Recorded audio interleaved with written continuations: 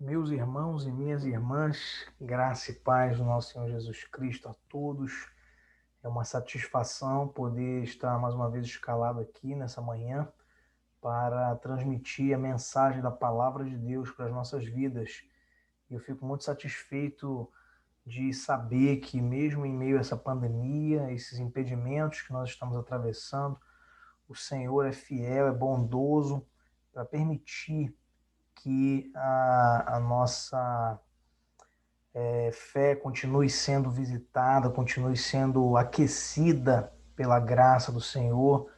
E assim eu fico também, me sinto privilegiado de poder ter essa incumbência de trazer mensagem à igreja por meio dessa plataforma virtual que Deus está permitindo que nós utilizemos para a nossa edificação. Então, meus irmãos, primeiramente dizendo isso, eu queria dizer a você que nessa manhã nós vamos estudar um tema muito importante de extrema sensibilidade na vida da igreja, que é acerca do dízimo e das ofertas. Quando o pastor nos entregou aí uma sequência de estudos para esse ano, ele separou então essa temática para nós estudarmos hoje, que é a que exibirei para você aqui na tela, e que trata justamente aí da graça de dizimar, os efeitos e as dádivas da contribuição no reino de Cristo, da nossa contribuição no reino de Cristo. E o texto que vai embasar o nosso estudo dessa manhã, nossa mensagem, está lá na segunda carta de Paulo aos Coríntios, capítulo 9, versos de 1 a 15. Eu te convido para que você leia comigo aí, aonde você estiver, na sua casa, talvez no seu trabalho, talvez em algum ambiente da sua família, enfim, aonde quer que você esteja, abra sua Bíblia e leia comigo essa porção da palavra de Deus, capítulo 9 de 2 Coríntios, versículos de 1 a 15. E diz assim a palavra do Senhor: instruções de Paulo em referência à grande coleta. Ora, quanto à assistência a favor dos santos, é desnecessário escrever-vos, porque bem reconheço a vossa presteza, da qual me glorio junto aos macedônios, dizendo que a Acaia está preparada desde o ano passado, e o vosso zelo tem estimulado a muitíssimos. Contudo, enviei os irmãos para que o nosso louvor a vosso respeito neste particular não se desminta, a fim de que, como venho dizendo, estivesseis preparados, para que, caso alguns macedônios forem comigo e vos encontrem desapercebidos, não fiquemos nós envergonhados, para não dizer vós, quanto a esta confiança. Portanto, julguei conveniente recomendar aos irmãos que me precedessem entre vós e preparassem de antemão a vossa dádiva já anunciada, para que não esteja pronta como expressão de generosidade e não de avareza. E isto afirma: aquele que semeia pouco, pouco também ceifará. E o que semeia com fartura, com abundância também ceifará. Cada um contribua segundo tiver proposto no coração, não com tristeza ou por necessidade, porque Deus ama a quem dá com alegria. Deus pode fazer-vos abundar em toda graça, a fim de que, tendo sempre em tudo ampla suficiência, superabundeis em toda boa obra, como está escrito: distribuiu, deu aos pobres, e a sua justiça permanece para sempre. Ora, aquele que dá semente ao que semeia e pão para alimento, também suprirá e aumentará a vossa sementeira e multiplicará os frutos da vossa justiça, enriquecendo-vos em tudo para toda generosidade, a qual faz que, por nosso intermédio, sejam tributadas graças a Deus. Porque o serviço desta assistência não só supre a necessidade dos santos, mas também redunda em muitas graças a Deus, visto como na prova desta ministração glorificam a Deus pela obediência da vossa confissão quanto ao Evangelho de Cristo e pela liberalidade com que contribuís para eles e para todos, enquanto oram eles a vosso favor com grande afeto, em virtude da superabundante graça de Deus que há em vós. Graças a Deus pelo seu dom inefável. Vamos orar? Senhor, eu quero te pedir, meu Pai, meu Deus, que o Senhor esteja nos iluminando para transmitir o teu recado, a tua mensagem, e também, Senhor, esteja cuidando, Senhor, esteja tomando para ti o coração de cada irmão, de cada irmã que estará assistindo a esse vídeo, de cada membro da nossa igreja presbiteriana de Ananindeua, e também de todos os que eventualmente assistam, Senhor, em algum momento, se eu possa abençoar, abrir seu coração para entender a instrução que não procede de mim, mas que procede da tua santa palavra. É isso que nós te rogamos, te agradecendo em nome de Jesus. Amém. Então, queridos, essa temática que nós vimos aqui muito bem colocada pelo apóstolo Paulo no texto do capítulo 9 da segunda carta aos Coríntios, nos ensina sobre a graça de dizimar, sobre os efeitos e as dádivas da contribuição no reino de Cristo. Se nós considerarmos o tamanho e a quantidade das bênçãos que Deus concede a nós, enquanto seus filhos e também ao mundo em geral por meio da graça comum, é até estranho nós imaginarmos que é preciso algum estímulo, ou então se faz necessário algum tipo de impulsionamento dessa gratidão que desemboca justamente na contribuição, no dízimo e nas ofertas. Torna-se estranho imaginar que a igreja ela precisa ser reanimada, que ela precisa ser estimulada para contribuir com seus dízimos e as ofertas diante da quantidade de bênçãos que Deus tem nos dado. Nesse contexto da segunda carta de Paulo aos Coríntios, nós vemos que Deus havia enriquecido grandiosamente os irmãos coríntios, mas, no entanto, esses irmãos se mostravam muito resistentes em compartilhar dos seus ganhos, isto é, em contribuir na casa do Senhor, em benefício da obra de Deus. Tristemente, ainda nos dias de hoje, passados mais de 1900 anos da escrita dessa carta por Paulo, que foi aí por volta do ano 55, ainda podemos identificar de maneira assustadora essa prática, essa resistência por parte de muitos irmãos e irmãs no contexto da casa de Deus, no contexto da devolução do dízimo e também na prática liberal das ofertas. Então, essa é uma prática que tem sido muito negligenciada, não pela nossa igreja especificamente, mas pela Igreja de Cristo, espalhada aí no nosso país e por todo o mundo. Tem sido cada vez um tema menos bem quisto pelos púlpitos. Agora, é interessante por que isso tem se tornado um problema, não é? O assunto dízimo tem se tornado muitas vezes um problema nas igrejas.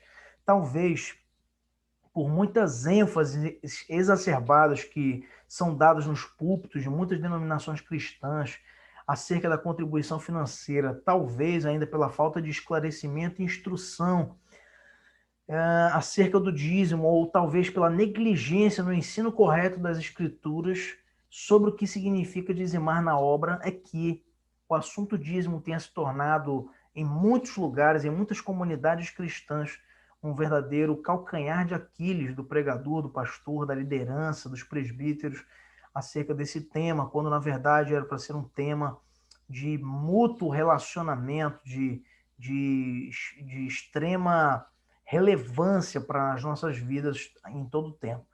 Recentemente eu conversava com o nosso pastor acerca desse tema, dízimos e ofertas, contribuição financeira na igreja, e nós dialogávamos sobre quantos irmãos têm chegado na nossa igreja desejosos de frequentar uma igreja reformada, uma igreja bíblica, uma igreja séria, comprometida com os ideais da palavra de Deus, mas muitos irmãos têm chegado recentemente na igreja com um repetido discurso dizendo o seguinte: pastor, eu não aguentava mais ouvir sobre dinheiro na igreja em que eu frequentava. Lá não se falava mais de evangelho, só se falava de mamon. Era dinheiro aqui, era dinheiro ali, era oferta para isso, era campanha para aquilo. Então, muitos irmãos chegaram com esse discurso na nossa igreja e têm, de fato, buscado na igreja presbiteriana uma fidelidade às escrituras, um ensino aprofundado da palavra de Deus. Mas, embora esse relato que nós acabamos de fazer seja legítimo, muitas das vezes, nós não podemos esquecer que a Igreja de Cristo, ela, embora não se mova por dinheiro, ela se move pela graça de Deus, ela tem compromissos financeiros para honrar. Ela faz parte de uma sociedade, de um país que adota um sistema monetário para o estabelecimento das relações comerciais, sociais, isto demandando da igreja a necessidade de sustento, tanto do seu ministro, da obra de Deus, das instalações da igreja. E tudo isso é um dever e uma responsabilidade dos membros da igreja, conforme o ensino fiel da palavra de Deus e a constituição da nossa igreja.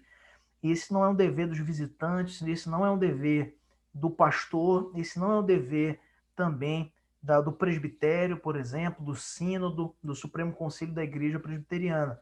Esse é um dever dos membros filiados, ou melhor, dos membros comungantes da igreja. São eles que têm essa incumbência de sustentar a igreja.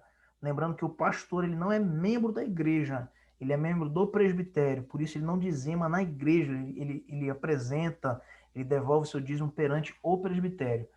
Então, nós vemos aqui nesse capítulo 9 da segunda carta aos Coríntios, que aqueles irmãos lá de Corinto também não estavam acostumados, não estavam muito bem integrados dentro dessa proposta de Paulo acerca da liberalidade na contribuição financeira. Eles não estavam acostumados com uma ideia de contribuir pela graça de Deus, de modo que Paulo precisou exortar a eles, tanto no capítulo 8 quanto no capítulo 9, que nós lemos aqui, acerca dessa necessidade de levantar uma arrecadação muito importante para ser encaminhada aos irmãos necessitados da igreja em Jerusalém, dando-lhes 5 importantes lições sobre a contribuição financeira na igreja.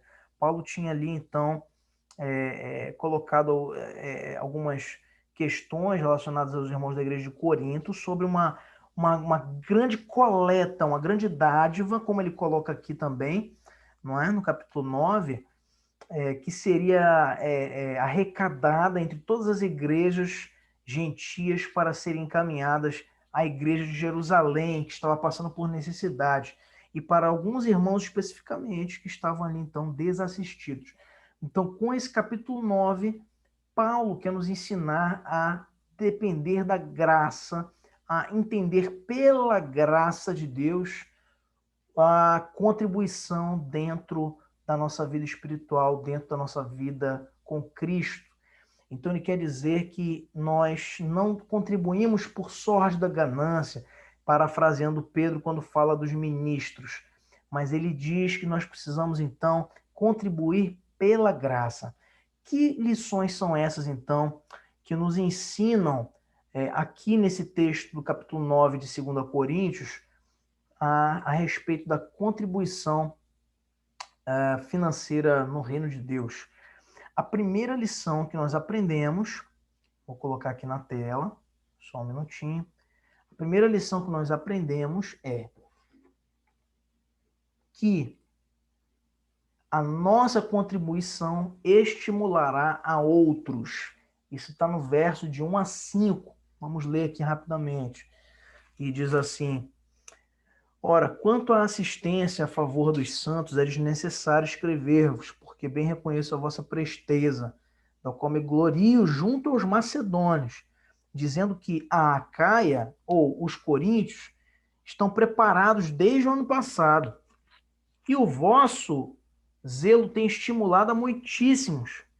Contudo, enviei os irmãos para que o nosso louvor a vosso respeito neste particular não se desminta, a fim de que, como venho dizendo, estivesses preparados, para que, caso alguns macedônios forem comigo e vos encontrem desapercebidos, não fiquemos nós envergonhados, para não dizer vós. Quanto a esta confiança, portanto, julguei conveniente recomendar aos irmãos que me precedessem entre vós e preparassem de antemão a vossa dádiva já anunciada, para que esteja pronta como expressão de generosidade e não de avareza. A nossa contribuição, ela estimulará a outros. Ele diz, e o vosso zelo tem estimulado a muitíssimos, versículo de número 2. O Warren Wiersbe, quando ele comenta esse texto, ele vai afirmar o seguinte: é interessante observar que Paulo usou o zelo dos coríntios para desafiar os macedônios, mas agora ele usava as igrejas da Macedônia para desafiar os coríntios. Muito interessante. Veja, a nossa contribuição estimulará a outros. Isso significa dizer que, apesar de não ser correto os cristãos competirem entre si no serviço do Senhor, nós devemos considerar também, como nos ensina a carta aos Hebreus, capítulo 10, versículo 24, quando diz o seguinte: também uns aos outros para nos estimularmos ao amor e às boas obras. Nós podemos e devemos olhar com bons olhos os exemplos firmes de serviço e de envolvimento na obra do Senhor como um estímulo, como uma mola propulsora para nós melhorarmos o nosso serviço também, para nós vermos o que Deus faz e tem feito na vida de outros irmãos, para nos esforçarmos para sermos melhores crentes e melhores servos no reino. Um ano antes de Paulo escrever a segunda carta aos Coríntios, ou melhor, de escrever exatamente esse momento aqui do capítulo 9, não é? Ele lá em 1 Coríntios, capítulo 16, versos de 1 a 4, vai mencionar que os coríntios tinham se comprometido com grande entusiasmo, grande alegria e disposição a participar dessa coleta que iria ser encaminhada a Jerusalém. Mas até então eles não haviam tomado nenhuma providência nesse sentido. Enquanto as igrejas da Macedônia, só de ouvirem falar que os coríntios já estavam correndo atrás disso, mas não estavam correndo, ouviram só a fama divulgada por Paulo aos macedônios, eles já foram atrás de cumprir a sua promessa. E aí, vendo que os coríntios estavam estagnados ali no cumprimento da arrecadação desta coleta, assim encaminhada para a igreja de Jerusalém, Paulo temia que os coríntios tivessem feito ele se alegrar em vão com eles, está no verso número 2. Então, Paulo tinha feito bons votos de que os coríntios estavam animados, dispostos, quando na verdade eles estagnaram, não correram atrás da coleta e negligenciaram a sua contribuição financeira. Então, Paulo usa aqui com sabedoria a própria fama da igreja de Corinto para estimular a igreja da Macedônia. As igrejas da Macedônia foram algumas. E isso era um motivo de honra para o apóstolo, para mexer com o brilho daqueles irmãos. Como quem diria assim para eles, os coríntios, né? Façam jus aos elogios que eu tenho feito a vocês, junto aos macedônios. Eu tenho feito altos elogios a vocês, eu tenho feito altas recomendações, eu tenho usado a vida de vocês como um parâmetro, como um espelho para motivar, para estimular outros irmãos, no caso aqui os da Macedônia. Mas vocês não têm satisfeito essa expectativa que eu depositei em cima de vocês. E não somente isso. Veja que os elogios que Paulo fez aos coríntios, que ele menciona aqui como sendo a Caia, levou outros irmãos a adotarem também este princípio de fidelidade e obediência ao Senhor. Nesse caso, os próprios macedônios, que se sentiram estimulados a também servir a Cristo com os seus ganhos e o fizeram antes mesmo dos próprios coríntios, a quem eles tinham ouvido falar. Então, veja, meus irmãos e minhas irmãs, contribuir na casa do Senhor com os nossos dízimos e ofertas e fazendo isso com entusiasmo e alegria, como nos diz o verso número 7, é também uma maneira de testemunhar acerca da maravilhosa graça de Cristo e tudo que ele fez em nossas vidas, estimulando outros irmãos a também contribuírem financeiramente na obra. Com a sua contribuição, com o seu dízimo, com a sua oferta, você diz ao mundo que não é o dinheiro que te governa, que não são os bens que te governam, não é o teu salário que dita as regras da tua vida, mas é a generosidade, o espírito servil que procede de Cristo, que e sendo ele Senhor, domina a tua vida, dirige os teus passos e as tuas veredas. Ele, nosso Senhor Jesus, que como exemplo maior de serviço, de humildade, se fez servo para nos salvar, como está lá na carta aos Filipenses, capítulo 2, verso número 7. Então, queridos, eu quero voltar contigo nessa lição. A primeira lição que nós aprendemos com esse texto aqui, a nossa contribuição estimula outras pessoas, ela motiva, por isso nós precisamos prosseguir confiantes de que a nossa contribuição na casa de Deus ela é importante, ela é relevante, é bíblica e ela, acima de tudo, ela contribui a promover estímulos, a motivar outras pessoas, outros irmãos também a seguirem fiéis ao Senhor. A segunda lição que nós aprendemos aqui nesse texto está nos versos de 6 a 11. E eu vou destacar os versos 10 e o verso número 11. Deixa eu só colocar aqui na tela a nossa lição. Número 2. A primeira lição, que a nossa contribuição estimulará a outros. A segunda lição é que a nossa contribuição nos abençoará. A nossa contribuição nos abençoará. Vamos ver os versos números 10 e 11. Diz assim: Ora, aquele que dá semente ao que semeie pão para alimento, também suprirá e aumentará a vossa sementeira, e multiplicará os frutos da vossa justiça, enriquecendo-vos em tudo para toda generosidade, o qual faz que, por nosso intermédio, sejam tributadas graças a Deus. E aqui nós aprendemos isso, que a nossa contribuição nos abençoa, ela tem frutos. Quando nós contribuímos na casa de Deus com os nossos dízimos e as nossas ofertas, nós estamos também semeando frutos espirituais nas nossas vidas. E também materiais, mas especialmente com maior relevância os espirituais, que excedem em graça e em valor os materiais que poderíamos aferir pelo poder e providência de Deus. Em Lucas, no Evangelho de Lucas, capítulo 6, verso número 38, Jesus nos fez uma promessa. Ele diz: dai e dar-se-vos-á. Ou seja, é dando que nós recebemos.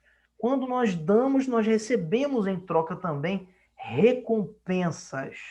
E essa foi a promessa que Jesus nos fez no Evangelho e que permanece vigente até os dias de hoje, mas com uma importante ressalva de que a boa medida de Cristo em nossa recompensa, ela nem sempre vai se reverter em dinheiro, em bens materiais. Nem sempre. Muita gente se engana, muitas igrejas enganam e se deixam enganar por essa falha de interpretação, para não dizer induzida a erro, né? Mas vamos considerar assim que seja um equívoco. Então veja, Cristo ele nos recompensará, isso é um fato, isso é uma promessa, mas ele nunca disse que vai nos colocar sobre os montes de dinheiro, sobre os luxos e posses dessa terra. Quem prometeu isso a Cristo foi o diabo quando o tentou no deserto, você vai saber isso, não é? Então, lá em Lucas capítulo 4. Então, olha só, a nossa recompensa nem sempre será dinheiro e bens materiais, mas eu tenho uma coisa para te dizer, meu irmão e minha irmã. Essa recompensa que Jesus nos dá pelo nosso caráter de doação, de contribuição com a obra de Deus, ela pode não ser em bens materiais, mas ela certamente, seguramente, ela vale muito mais do que qualquer bem material que nós pudéssemos receber da parte dele. Ele vale muito mais do que aquilo que nós demos ou doamos. Ele sempre nos retribui com maior valor, com maior expectativa. Aquilo que nós damos, nós recebemos sempre com maior grau. Veja na história do próprio servo Jó, que perdeu a sua família, perdeu as suas posses, seus bois, jumentos, seus filhos morreram, sua esposa o abandonou praticamente, ele teve as suas propriedades retiradas, né, por intempéries permitidas ali pelo Senhor e pelo agir ali de Satanás. E ali você encontra no capítulo 42 a restituição que Deus promove na vida de Jó, por ele ter se mantido fiel até o fim. E tudo em dobro ele recebe, inclusive os filhos. Muita gente pensa que não, mas ele ao fim continua com 7 filhos, mas ele tem 7 filhos no céu e 7 filhos na terra. Nós já pregamos sobre isso lá na igreja também. Então veja, o mundo ele não entende o que o rei Salomão nos ensina na palavra lá em Provérbios capítulo 11, verso 24, que diz assim: a quem dá liberalmente, ainda se lhe acrescenta mais e mais. Ao que retém mais do que é justo, ser-lhe-á em pura perda, isto é, em fracasso.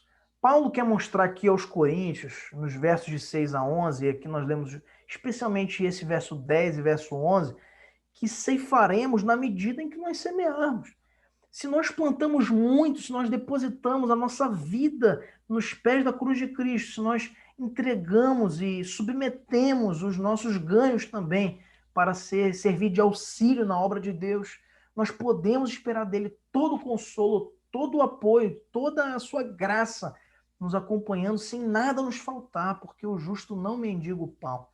Mas se nós plantamos pouco, se nós semeamos com um sentimento mesquinho, sem abertura, sem envolvimento com a obra, nós certamente também colheremos pouquíssimo e também contaremos pouquíssimo com a fidelidade de Deus sobre as nossas vidas e sobre os frutos que nós podemos, a fidelidade não, que sempre vai ser presente, porque o Senhor é incondicional, Ele não nos ama pelo que nós devolvemos a Ele, a título de bens, a título de obras, nada disso, Ele nos ama pela graça, mas a título de fruição plena dessas bênçãos espirituais, de comunhão com a igreja, de percepção, de participação.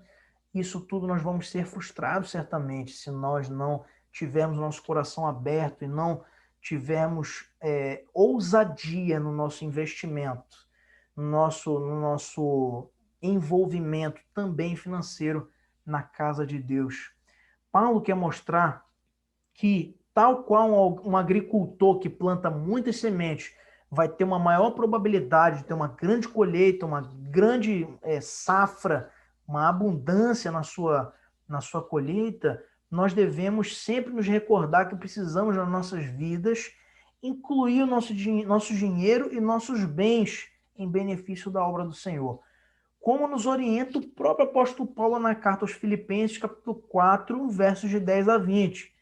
Vindo esse investimento, esse envolvimento do nosso dinheiro na igreja, também com a percepção dos frutos, nós envolvemos a nossa vida financeira também no serviço da obra do reino de Deus, e certamente nós teremos um retorno do ponto de vista de sermos edificados, de estarmos sempre com o nosso coração generoso, aberto para sermos abençoados por Deus.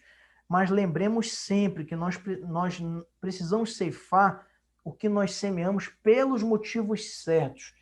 No versículo de número 7, Paulo vai fazer uma importante ressalva, dizendo o seguinte: cada um contribua segundo tiver proposto no coração, não com tristeza ou por necessidade, porque Deus ama a quem dá com alegria. Deus ama a quem dá com alegria. Deus ama a quem dizima na igreja com satisfação. Deus ama a quem oferta na igreja com grande alegria, com entusiasmo. Deus não se agrada de barganhadores. Deus não quer negociadores na sua casa, Ele quer servos, submissos, obedientes e amigos. É preciso, perdão, que se destaque isso. Ninguém vai na igreja, você vai ser abençoado certamente se você for fiel. Isso é um fato. Deus fala isso a nós e nos coloca em situação realmente de reflexão, quando nos diz em Malaquias capítulo 3, acerca desse ato de fazer prova dele. Ele abre as janelas dos céus sobre as nossas vidas, isto é um fato. Mas você não pode pensar que o dízimo vai te alçar a essa questão de poder barganhar com o Senhor. Ele é Deus e nós somos criaturas. Nós precisamos nos reservar e nos humilhar perante a sua glória e a sua santidade. Então veja, Deus não se agrada disso. Se você, porventura, tem dizimado na igreja com abundância, ofertado altos valores, mas o seu coração tá abatido nisso, está algemado dentro dessa perspectiva, eu sinto em te dizer que a palavra de Deus ela nos orienta a ver, a saber que Deus não se agrada disso. Deus não está recebendo a tua oferta, o teu dízimo de bom grado. É preciso saber que nós precisamos ter essa alegria. Deus se agrada de um coração generoso e alegre em servir com os seus bens, em servir com o seu salário, em servir com as suas posses. Deus se agrada de quem tem alegria em ofertar, em ir além do mínimo, pois do contrário, o que era para ser uma bênção pode se tornar uma maldição na nossa vida, tal qual o episódio onde Caim teve sua oferta rejeitada pelo Senhor, porque o fez embebido de inveja pelo seu irmão Abel. Lá está em Gênesis capítulo 4, versos de 1 a 7. Nós somos diretamente abençoados, meus irmãos, por contribuir ao Senhor, mesmo durante o processo da semeadura. Diferente de um plantador, de um agricultor comum, que vai certamente colher o benefício físico, né, do exercício ali que ele se propôs a fazer o plantio, mas ele precisará aguardar aí alguns processos de fertilização, a chuva, o sol, o tempo, né, o tratamento do solo, tudo isso, o irmão Hugo sabe com maior propriedade do que todos nós, isso por ser agrônomo, engenheiro agrônomo, mas veja, o tempo vai ter que passar, isso é um fato. O agricultor comum, ele também é réu, ele é dependente do tempo, não tem para onde fugir. Mas o cristão que contribui pela graça começa a colher imediatamente. O cristão que começa a perceber que ele não que o dízimo ele funciona dentro da lógica da graça, com uma alegria para ele, com um motivo de regozijo e satisfação, ele está sendo já enriquecido em tudo pela generosidade, é o que o apóstolo Paulo fala no versículo número 11.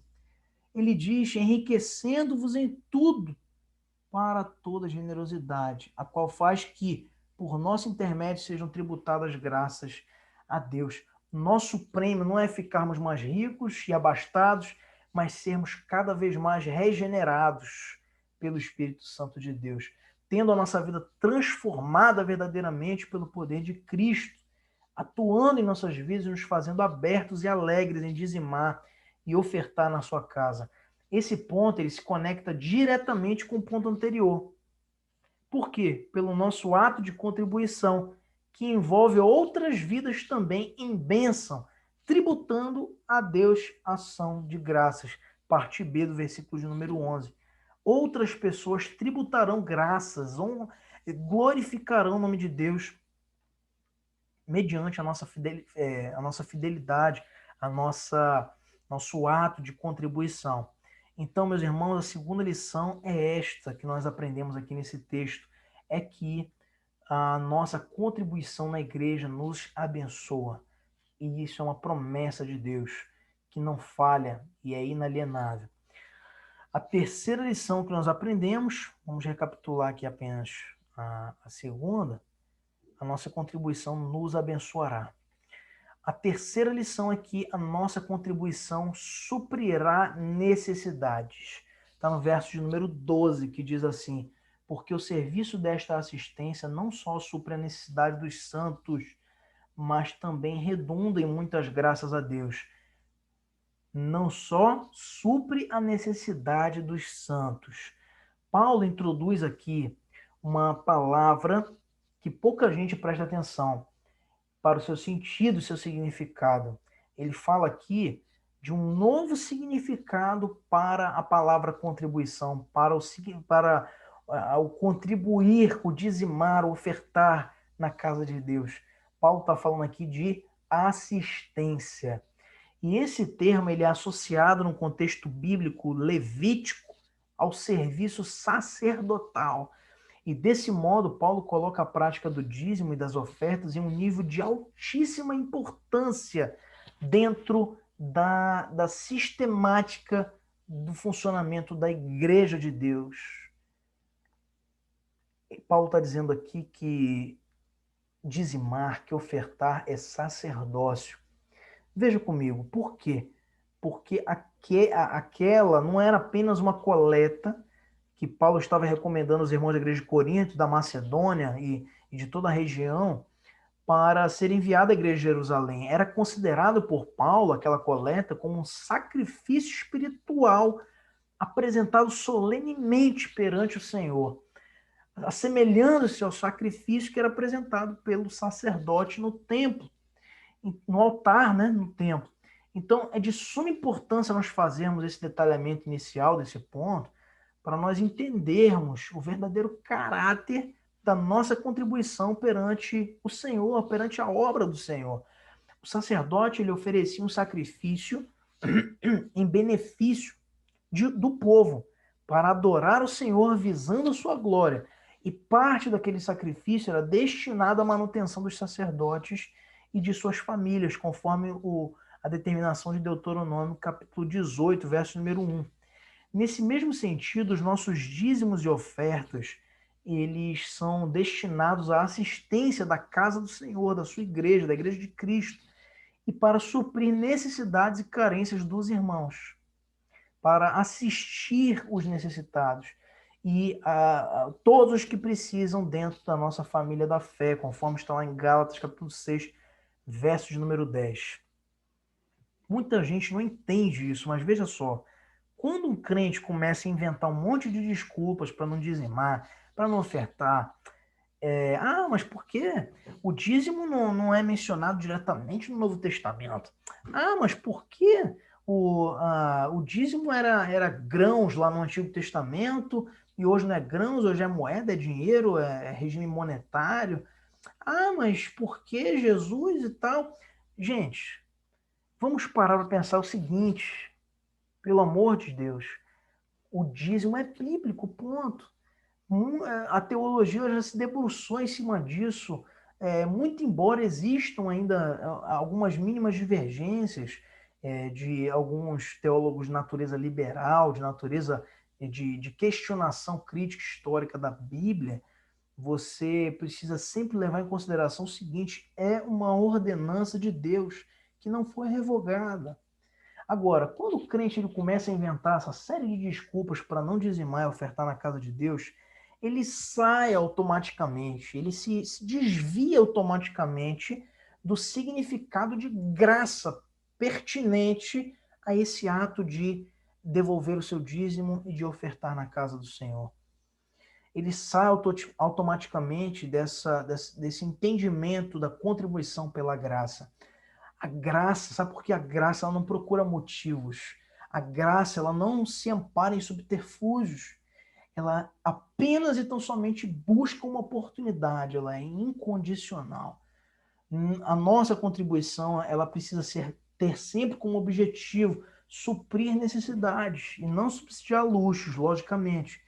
Não é como você vai ver em muitas igrejas, não no caso da nossa, mas você vê muitas igrejas, o pastor tem que ter Hilux, o pastor tem que ter luxos, enquanto os irmãos estão padecendo em pobreza, em misérias, e existem esses abusos, nós sabemos disso, mas vamos partir dentro da premissa de uma igreja séria como é a nossa.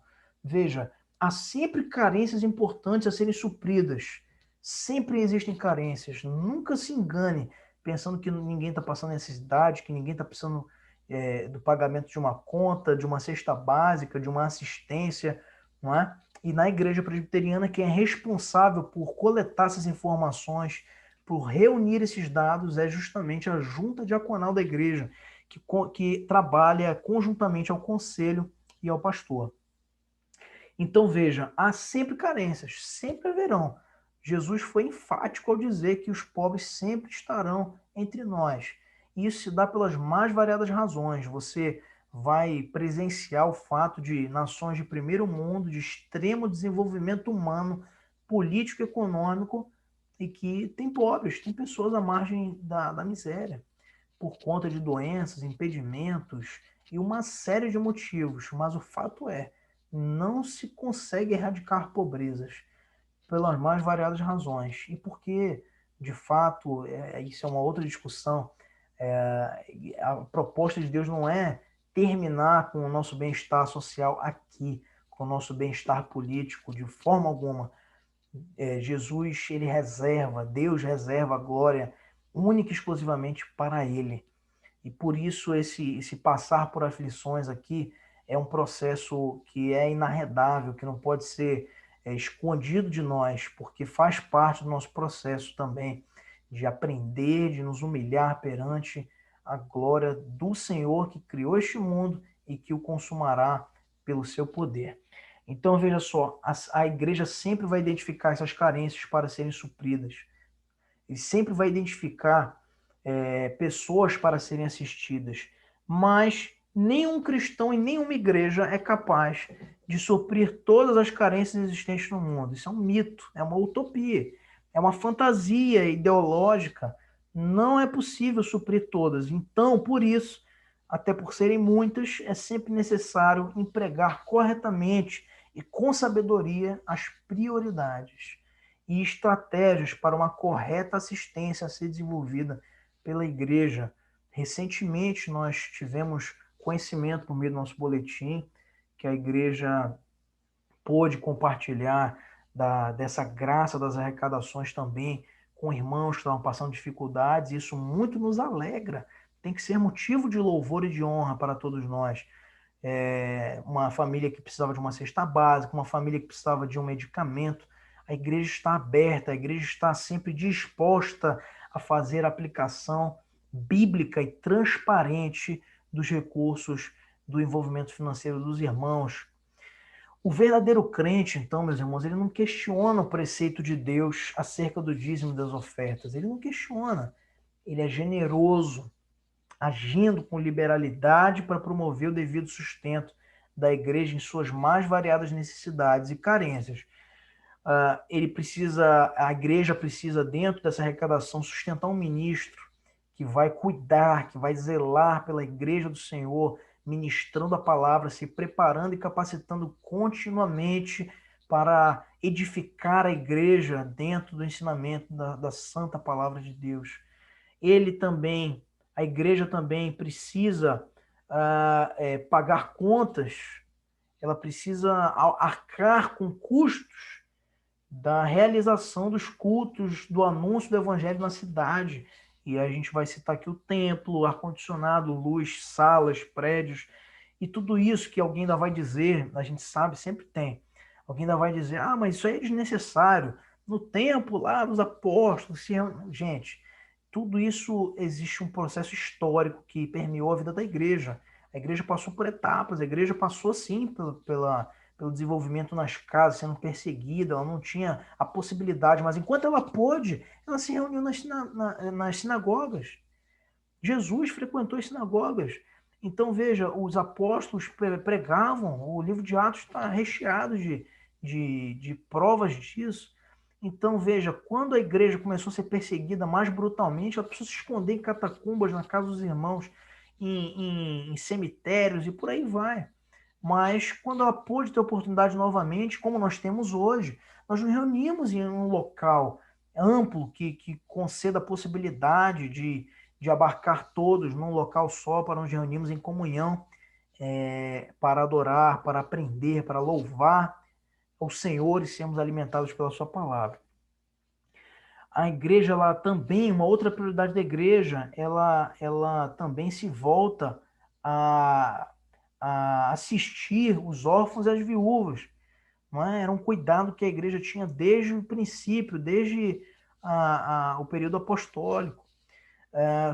Dar suporte, oferecer suporte aos irmãos necessitados. E dentre tantas outras carências e prioridades que nós poderíamos elencar aqui.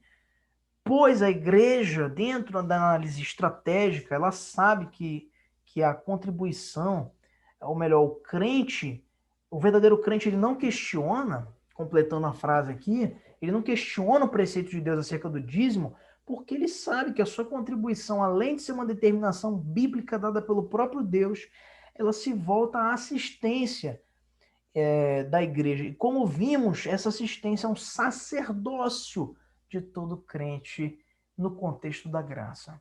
Paulo quer dizer isso aqui, essa assistência é um sacrifício, é um sacerdócio, é um ato de sacrifício, de oferta perante o altar de Deus. Então essa é a terceira lição que nós aprendemos, que a nossa contribuição, ela suprirá necessidades. Deixa eu abrir aqui de novo para a gente recapitular. Versículo de número 12. A quarta e penúltima lição que nós aprendemos é que a nossa contribuição glorificará a Deus. Versículo de número 13. Veja comigo na sua Bíblia. Visto como na prova desta ministração glorificam a Deus pela obediência da vossa confissão, quanto ao Evangelho de Cristo e pela liberalidade com que contribuís para eles e para todos. Então veja o destaque aqui que o apóstolo dá no versículo de número 13. Glorificam a Deus pela obediência da vossa confissão quanto ao Evangelho de Cristo. Quais seriam os motivos, eu perguntaria para você nessa manhã, do motivo de um eventual agradecimento dos cristãos de Jerusalém quando receberam a oferta dos macedônios e dos coríntios? Sem dúvida nenhuma, eu poderia afirmar que eles louvariam a Deus pela generosidade daqueles irmãos, das igrejas gentias que se reuniram, que se articularam pela recomendação de Paulo em servir e suprir necessidades físicas e materiais, assim como também louvariam a Deus pela submissão espiritual dos irmãos gentios em obedecer ao Senhor, que lhes deu aquele desejo de contribuir. Talvez os irmãos dessa igreja da Judéia, ali de Jerusalém, tenham dito o seguinte: esses gentios não apenas pregam o evangelho, eles também o praticam.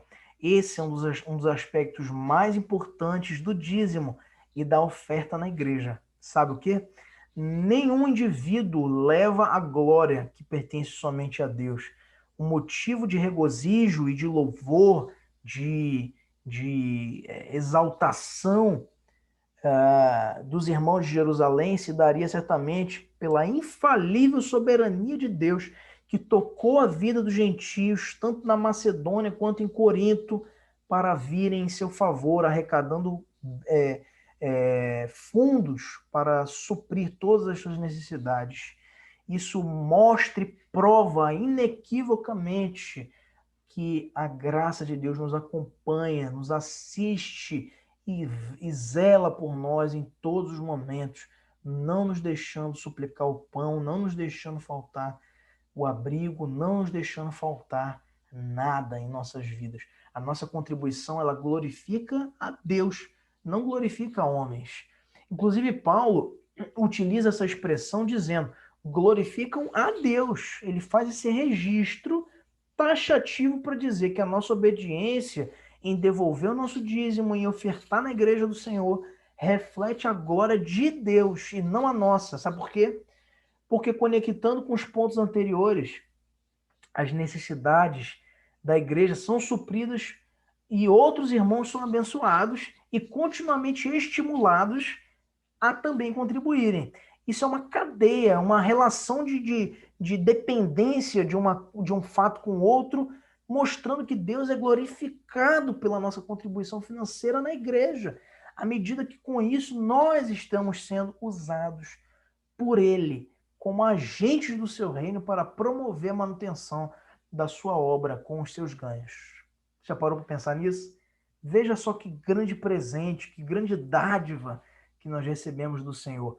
Deus, ele poderia muito bem, no estalar de dedos, promover a assistência desejada para a sua igreja. Só um minuto, irmãos.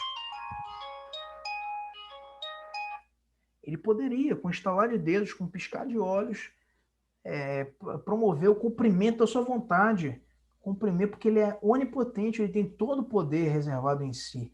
Mas Deus faz questão de nos participar desse processo de abençoar a sua igreja, nos canalizando a partir de nós a sua graça, o seu cuidado nesse processo, como usando as nossas vidas como ferramentas para um instrumento da sua glória.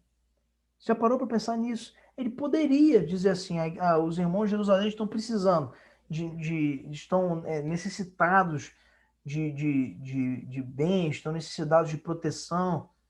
Deus poderia promover a proteção deles num único estalar de dedos, mas ele faz questão de envolver toda a igreja para que todos esses irmãos, tanto os da Macedônia quanto os de Corinto, quanto os próprios irmãos de Jerusalém, sejam igualmente abençoados, sejam igualmente regenerados por essa mudança de pensamento, esse entendimento de doação, de humildade, de serviço cristão.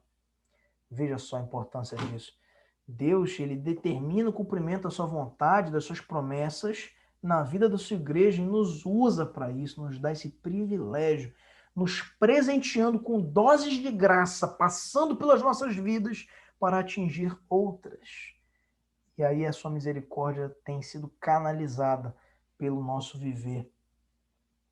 Essa quarta lição nos ensina muito, meus irmãos, porque muito embora nós possamos pensar em algum momento que a glória ela será reservada a nós, pelo fato de nós estarmos dizimando, contribuindo na casa de Deus, verdadeiramente nós temos que quem propõe, quem produz essa bênção na nossa vida é o Senhor, e somente Ele. É Ele quem proporciona que nós possamos fazer toda boa obra. É o agir dele na nossa vida que nos permite ser assim, que nos permite cumprir dadivosamente e obedecer a ele com a devolução dos nossos dízimos e das nossas ofertas. Porque o nosso coração, sem ele, é inclinado total e restritamente ao pecado. Nós somos totalmente depravados. Mas com ele na nossa vida, nós somos possibilitados, alçados nesse processo de santificação, que foi citado essa semana pela irmã Cláudia, aí no nosso grupo, e é muito importante ser entendido, porque nos revela quem nós somos e quem ele é. Então, a quarta lição é essa. Nós aprendemos que a nossa contribuição glorificará a Deus, está no verso número 13. E, irmãos, a última lição que nós aprendemos está no verso 14 e 15, e diz o seguinte: a nossa contribuição promoverá a união do povo de Deus. Vamos ver o que dizem os versos 14 e 15 para encerrar esse capítulo. Enquanto oram eles a vosso favor, com grande afeto, em virtude da superabundante graça de Deus que há em vós. Graças a Deus pelo seu dom inefável. Não é? Então veja, Paulo vai destacar mais uma vez aqui a expressão, enquanto eles oram a vosso favor com grande afeto. Eles quem? Os irmãos de Jerusalém. Paulo aqui está dizendo que enquanto eles estão arrecadando, enquanto eles estão correndo atrás, sendo provocados ali pela recomendação do apóstolo, os irmãos de Jerusalém estão já de antemão rogando pela vida desses irmãos, intercedendo pelo seu ministério, pelo avanço do reino de Cristo naquelas cidades. Essa troca é mútua, porque a nossa contribuição promove união. Ou, melhor dizendo, adaptando também essa frase aqui, ela promove comunhão. E por que não dizer unidade? Ela promove isso, ela promove a conjunção de todos esses termos. Certamente essa era uma das principais propostas de Paulo, quando escreve essa recomendação aos irmãos de Corinto, na segunda carta, capítulo 9. Por quê? Porque Paulo queria desafiar as igrejas gentias a ajudar, a ter um espírito de serviço aos cristãos judeus que estavam em Jerusalém.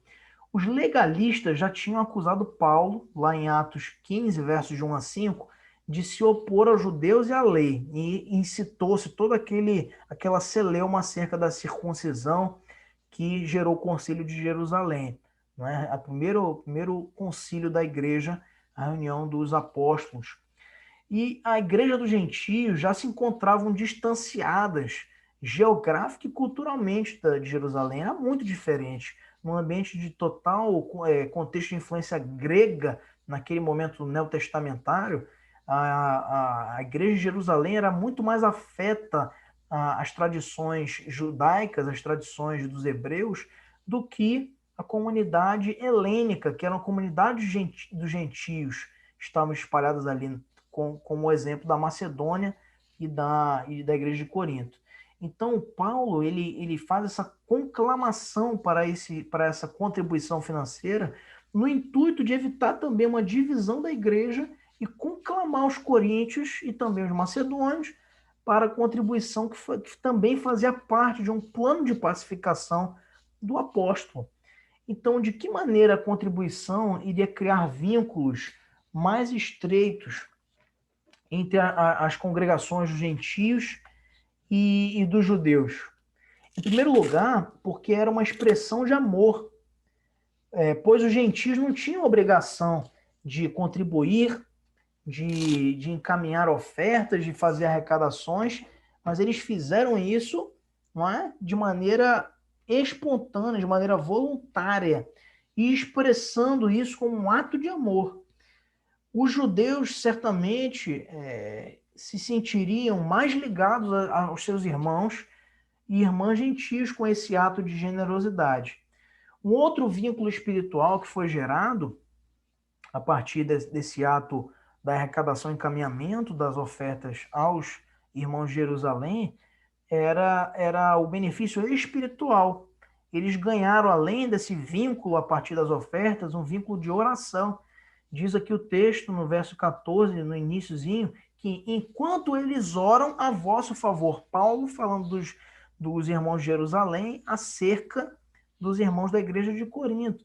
Paulo sabia que as igrejas gentias não estavam comprando orações. Ele não quer dizer isso aqui, olha, vocês vão contribuir, é muito bom isso, porque agora, com essa contribuição, eles vão passar a orar por você. Não, eles nem tinham contribuído ainda, e os irmãos de Jerusalém já estavam intercedendo constantemente pela vida deles. Então, veja, e ele ainda fala do afeto da igreja de Jerusalém, do afeto, ou seja, já existia um carinho, não pela oferta em si, mas pela mobilização do povo de Deus para se ajudar e para se apoiar no ministério.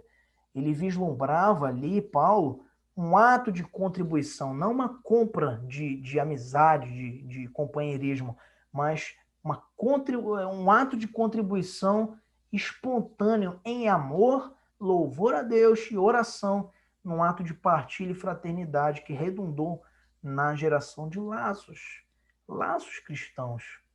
Então veja, a contribuição na igreja, o seu dízimo e a sua oferta gera laços. Você parou para pensar alguma vez nisso?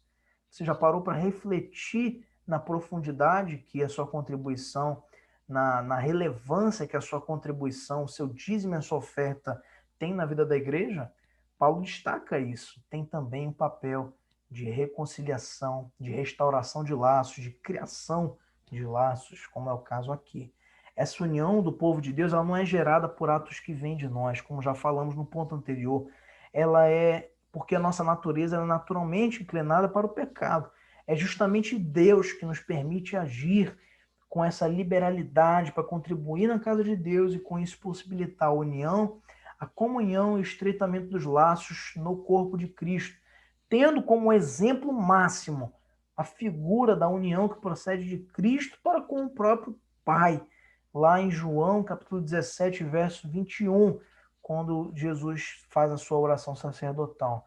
Tanto os gentios quanto os judeus seriam conduzidos para mais perto de Cristo. Esse é um processo dúplice, é uma via de mão dupla, é um binômio, é uma coisa que une a outra. Você doa, você abençoa quem recebe a sua oferta. Você abençoa a igreja de Cristo quando você dizima, quando você cumpre em obediência à palavra esta ordenança divina. você cumpre o ato de ofertar, quando você é liberal com os seus bens, com o patrimônio que você adquiriu pela graça de Deus. Você mostra gratidão ao Senhor, mas isso você só faz porque Ele permite nas nossas vidas, porque Ele nos transformou. E isso abençoa a igreja e você é abençoado porque a sua vida é transformada por esse desprendimento que é conferido à nossa vida a partir dessa nova circunstância que nós vivemos em Cristo, sendo novas criaturas no Senhor Jesus. Tanto os gentios quanto os judeus foram abençoados com isso. E Paulo diz, né, graças a Deus pelo seu dom inefável, é Cristo. Pode parecer que foi uma atitude isolada, esse fato de 1 Coríntios capítulo 9 e capítulo 8 que nós citamos aqui, e também, ou melhor, 2 Coríntios capítulo 8 e 9 e 1 Coríntios capítulo 15. Veja, todo esse processo de arrecadação das ofertas, ele estreitou laços importantes no início da igreja, porque algum tempo depois, não é? A igreja precisava ser fortalecida aí nesses encaminhamentos dos apóstolos e depois dos que o sucederam, para suportar as perseguições e múltiplos sofrimentos que a igreja haveria de sofrer nos anos seguintes, especialmente depois da destruição de Jerusalém no ano 70. Então veja, Deus foi providenciando passo a passo o fortalecimento, o sustento da sua igreja para suportar os dias maus que haveriam de vir.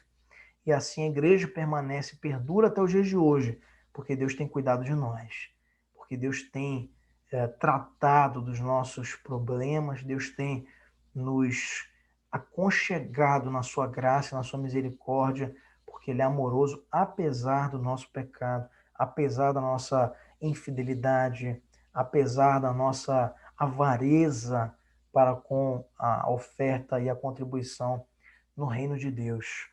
Mas veja, então a quinta lição que nós aprendemos é essa, é justamente que a nossa contribuição promoverá a união do povo de Deus. Então, meus irmãos, eu queria concluir com você nessa manhã te dizendo o seguinte: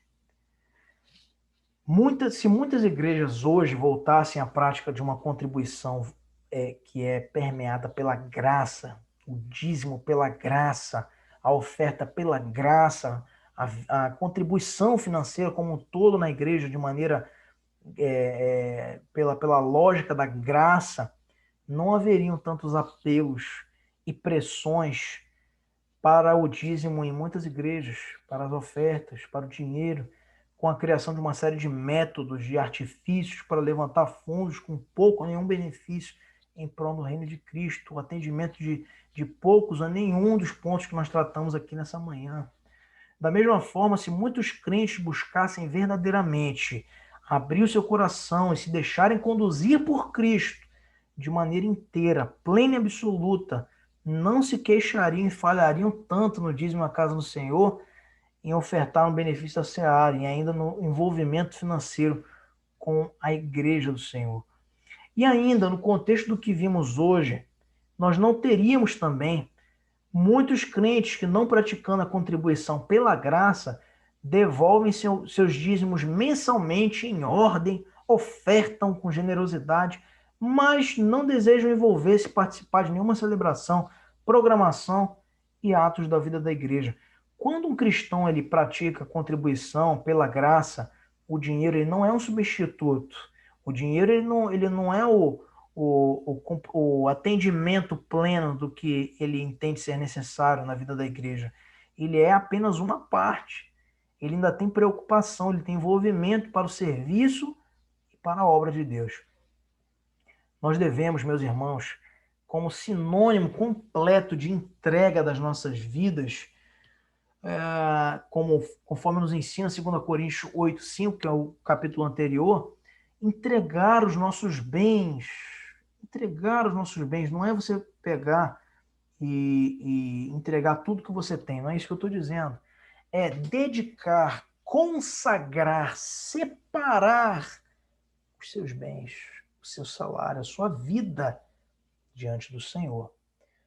Isso é sinônimo, simboliza a nossa rendição completa, integral perante Cristo, perante o seu senhorio, e perante a assistência da obra do nosso Senhor, nosso Mestre Jesus.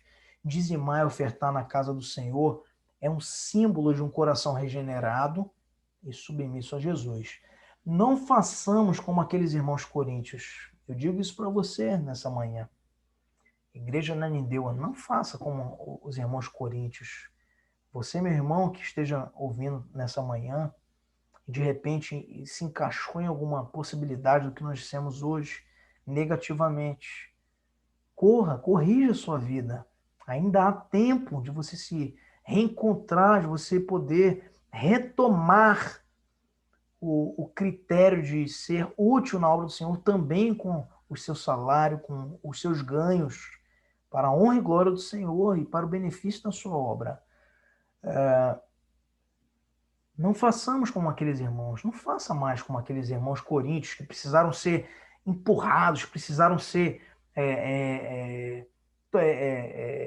mexidos ali pelo apóstolo Paulo para se mexer, para acordar para essa necessidade de entender que dízimo e oferta é coisa séria. Como diria nosso reverendo Elcio, é um assunto altamente espiritual. É um assunto altamente espiritual, como vimos aqui, é um sacerdócio de cada crente que integra este corpo místico de Cristo, que é a igreja. Faça como os macedônios. Faça como os macedônios. Faça como Paulo ensinou os macedônios e ensina a nós também, dizendo: sede meus imitadores. Ele conta uma história a respeito da igreja de Corinto e os macedônios já compram isso, já captam a ideia e vão a fundo para atender aqueles que precisavam em Jerusalém e servir ao Senhor de maneira alegre, disposta e entusiasmada. Eles ergueram-se, se articularam para arrecadar os dízimos e as ofertas e contribuir com a igreja de Cristo. Mas lembre sempre que 10%, veja só, 10% é o mínimo que a palavra de Deus exige de nós. É o mínimo, enquanto filhos seus que nós somos. Mas pense só, Deus não nos devendo nada, deu-nos a melhor de todas as ofertas, pagando a nossa dívida completamente, esvaziando-se da sua glória para tornando-se um de nós, morrer numa cruz em prol de todos os nossos pecados e ressuscitando, garantindo nossa esperança e vida eterna em Cristo Jesus. É impossível você ser mais generoso que Deus. É impossível. Ninguém vai conseguir. É impossível você ser mais generoso que o Pai Celestial, que deu seu Filho unigênito em favor de você e de mim. É impossível. Ele é um doador por excelência. Ele é o grande e exemplo a todos nós de doação. Nós apenas devolvemos a eles do que ele nos doou. Está lá em 1 Crônicas 29:14. Nós devolvemos a ele das próprias mãos do Senhor, porque tudo pertence a ele, a terra e tudo que nela há, está no livro de Salmos. Então veja, dizimar e ofertar pela graça significa que nós cremos realmente neste Deus doador por excelência e que nós vamos usar como reconhecimento os nossos recursos materiais e espirituais para glorificá-lo plenamente, testemunhando ao mundo do maior ato de oferta e contribuição já feito por nós, que foi o sacrifício de Cristo na cruz do Calvário. Tudo que nós temos, não apenas a nossa renda, pertence a Deus. É dado por Deus e é usado por Ele para realizar a sua obra maravilhosa e redentora. Nós somos apenas enriquecidos em tudo, como o apóstolo Paulo nos colocou, pelo seu infinito amor, para devolvermos ao Senhor em gratidão e compartilharmos com os nossos irmãos os nossos recursos, os nossos ganhos, o nosso salário. Devolver 10%, eu diria para você, meu irmão, que é apenas e seguramente um motivo de vergonha. devolver 10%, o mínimo, é motivo de vergonha. Todos os irmãos naquele contexto ali, você nem vê citarem isso porque ninguém dava 10%. Fala, davam menos, então ninguém dava nada. Ninguém dava 10%. O registro neotestamentário, o registro apostólico que nós temos é que os irmãos vendiam tudo que tinham e entregavam aos pés dos apóstolos. A igreja contemporânea, ela pratica esse valor em atendimento ao preceito bíblico e especialmente entendendo também as outras prioridades, as outras questões de sobrevivência, de família que envolvem a vida de todos os irmãos. Mas faça um voto perante Deus. Eu de longe quero copiar irmãos de outras igrejas, mas tenha liberalidade na sua contribuição, não com espírito de barganha. Não é para você dar trízimo, nada disso que eu estou dizendo, nada disso. Mas tenha o seu coração aberto, tenha o seu coração espontaneamente mudado pela graça de Deus, para que você seja útil, para que você tenha satisfação em servir. Neste ano de 2021, alce como objetivo seu e com o Senhor contribuir mais na obra de Deus, como um sinônimo da graça que foi derramada pela nossa vida e que é impagável, e como sinal de gratidão por tudo que nós temos recebido continuamente em nossas vidas, pelo dom inefável de Cristo. Aqui, então, nós encerramos dizendo a você que Deus te abençoe, que nós possamos continuar orando para, em breve, podermos retornar às nossas atividades normais. Eu queria orar com você e desde já te desejar um excelente domingo e um dia de bênção, de descanso, muito cuidado em relação às saídas, especialmente pela questão da alta do índice de contaminações no nosso estado, mas dizer que Deus te abençoe, te conceda muita paz, muita bênção, consolações para a sua vida e da sua família.